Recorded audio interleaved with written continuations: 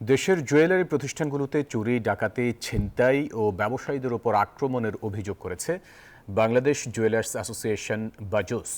সকালে রাজধানীর মগবাজারে বাজুস কার্যালয়ে জুয়েলারি প্রতিষ্ঠান ও ব্যবসায়ীদের জানমালের নিরাপত্তার দাবিতে আয়োজিত সংবাদ সম্মেলনে এসব অভিযোগ করেন ব্যবসায়ীরা। বক্তারা বলেন, সাম্প্রতিক সময়ে ব্যবসায়ীদের হত্যা চেষ্টা, অপহরণ চেষ্টা এবং বাসাবাড়িতে আক্রমণের ঘটনা ঘটছে।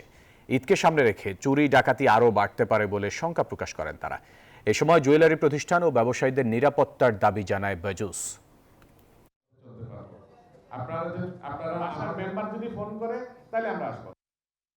দেশের জুয়েলারি প্রতিষ্ঠানগুলোতে চুরি, ডাকাতি, ছিনতাই ও ব্যবসায়ীদের উপর সরাসরি আক্রমণের ঘটনা বাড়ছে। এমনকি বাসা বাড়িতেও জুয়েলারি ব্যবসায়ী ও তার পরিবারবর্গ নিরাপদ বোধ করছেন না।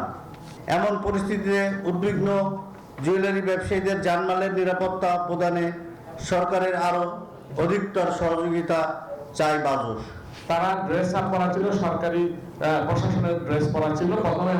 প্রথমে হয়তো ওনারা ভাবছিলেন যে হয়তো ওনার বাসায় তল্লাশি হবে, এবং তল্লাশির নাম ধরে তারা প্রায় 25-30 জন ঢুকে পরবর্তীতে বোঝা গেছে যে এইটা একটা ডাকাতের চক্র।